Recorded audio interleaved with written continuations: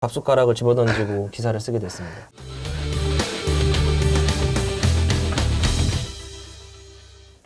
네, 인투TV 취재 뒤끝 시작하겠습니다. 제 옆에는 또 라코스트 입고 나오신 금요일 교복 김현철 기자님 나와 계십니다. 네, 안녕하세요. 안녕하세요. 기자님, 이번 주 월요일 날, 그러니까 21일에 잘 드시던 국밥 숟가락을 집어던진 사연이 있다고요. 네. 무슨 일이 있었던 건가요? 안타깝지만 21일에 그 남동공단에서 좀 큰 화재 사건이 발생했습니다. 네네. 네, 밥을 먹고 있었는데 네. 화재 사건이 또 났다고 하니 이게 또 단순히 화재를 보도하기 위한 것보다도 네네. 주변을 지나가는 시민들이나 이런 분들에게 어쨌든 그 혹시나 또 다른 피해를 입지 않으실까 싶어서 네. 빠른 보도를 하기 위해 밥숟가락을 집어던지고 기사를 쓰게 됐습니다. 네, 이게 엄청 얼마나 빨랐냐면 심지어 뉴스통신사보다도 빠르게 올리셨어요. 그래서 그게 가능했던 비결이 좀 궁금한데요. 그건 이제 인천투데이 영업 비밀이기 때문에 아, 그런가요? 네, 말씀드리기는 조금 어려울 것 같습니다. 네, 그러면 이 화재 사건에 대해서 좀 더 자세하게 얘기를 해주시겠어요? 21일 오전 11시 51분에 화재가 발생을 했어요. 네네. 화재가 발생한 곳은 남동공단 안에 있는 마스크팩, 우리가 네. 이제 붙이는 마스크팩을 만드는 공장이었는데요. 아시다시피 마스크팩은 이제 화학물질을 많이 쓰다 보니까 네. 화재가 급속히 이제 번지게 됐고 15분 후인 12시 6분에 소방본부에서는 대응 2단계를 발령을 했습니다. 그러니까 네. 대응 2단계는 인천에 있는 거의 모든 소방관들을 이제 모든 그러니까 소방차들을 화재 진압 장비들을 이제 다 이제 집결시키는 네네. 이런 단계인데 어쨌든 요 대응 2단계를 통해서 12시 49분에 잔불을 정리를 했고 네. 1단계로 다시 하향 조정을 네. 하면서 오후 1시 35분에 완진을 발표를 했습니다. 네, 이렇게 1시간 남짓해서 불이 다 잡힌 것은 되게 빠른 속도인 게 맞나요? 네, 그 1시간 한 35분 만에 완진을 한 건데요. 네. 그러니까 남동공단 아까도 말씀드렸다시피 화학물질을 좀 네네. 사용을 하고 네. 남동공단이 지금 현재 갖고 있는 어떤 이 문제들을 좀 고려를 한다면 네. 굉장히 빠른 진압이라는 평가가 있습니다. 아, 네. 근데 이거는 인명피해는 얼마나 있었고 또 화재 원인에 대해서는 밝혀진 게 있나요?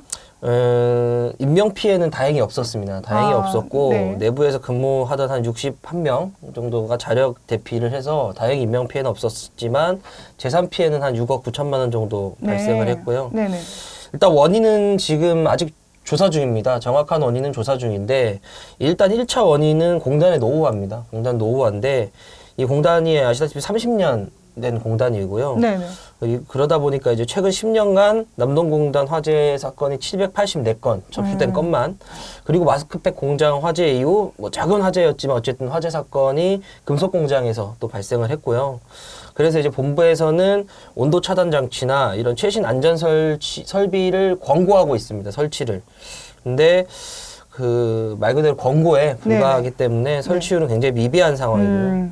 그리고 이제 특히 아까도 말씀드렸다시피 노후화로 인한 화재가 많은데 이 공장들이 이제 다 샌드위치 패널로 이제 되어 있습니다. 샌드위치 패널은 쉽게 얘기하면 이제 스티로폼 정도라고 생각을 하시면 되는데 이런 패널들로 이제 만들어진 공장 외벽은 불이 붙기가 정말 쉽죠. 용이하겠네요. 그리고 네. 화재를 순식간에 키워버리기도 네. 합니다. 그래서 어쨌든 본부에서는 이런 안전 설비들을 좀 갖췄으면 하는데 이 업체들이 또 영세하다 보니까 네. 강제하기도 어렵다. 뭐 이런 지금 이중고에 지금 처해 있는 상황입니다. 네. 일단 인명피해가 없어서 정말 다행입니다. 그리고 또 이렇게 불이 빨리 꺼질 수 있었던 건 최근에 도입된 장비 때문이라는데요. 네, 맞습니다. 그러니까 그 소방본부에서는 최근에 이제 소방 드론과 무인 파괴 방수 탑차를 도입을 했어요. 네.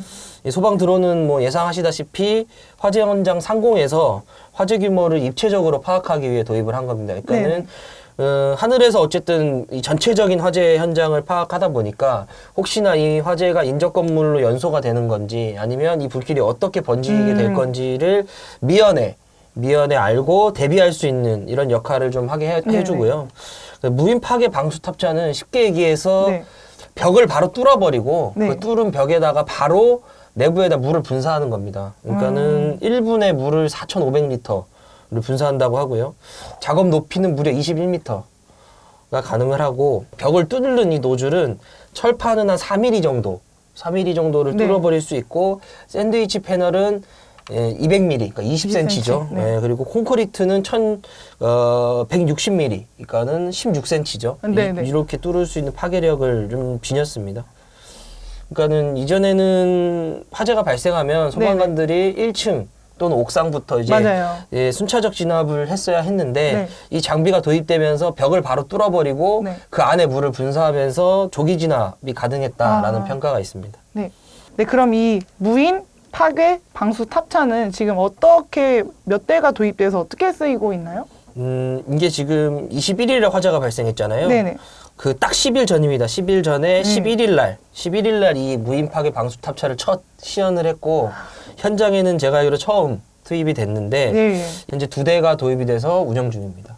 네, 그러니까 지금 이 남동공단 화재가 있기 10일 전에 이렇게 시연을 했다는 걸 보면 굉장히 다행이라는 생각이 일단 네. 먼저 듭니다. 더 큰 불길로 번지지 않게 돼서 정말 다행이라는 생각이 듭니다. 네네. 그래서 사실 이제 본부도 이런 최신 장비 도입들을 많이 이제 요청을 하고 있는 네. 상황이에요. 그래서 최근에 이제 2030 미래이음이라고 네. 박남춘 시장의 이제 취임 1년을 맞아 앞으로 이제 네. 인천시를 어떻게 바꿔 나갈지에 대한 이런 발표를 했었는데 소방 안전 분야 발표에서는 네. 2023년에 신형 소방 헬기를 도입하겠다고 헬기. 밝혔고 네. 27년에는 화재 진압 특수 로봇을 도입하겠다. 로봇을요? 네, 이제 밝히고 있습니다. 아, 네. 어서 하루빨리 도입돼서 이 좀 네. 불길로부터 안전한 그런 인천이 됐으면 좋겠습니다. 오늘도 내일도 화재 진압을 위해서 이렇게 써주신 모든 소방관님께 다시 한번 감사를 드리고요. 또 앞으로도 이렇게 국밥 먹다가도 숟가락 집어 던질 만큼 신속하고 또 정확하게 소식 실어 나르는 인천 투데이 되겠습니다. 취재 뒤끝 마칩니다. 네, 감사합니다. 감사합니다.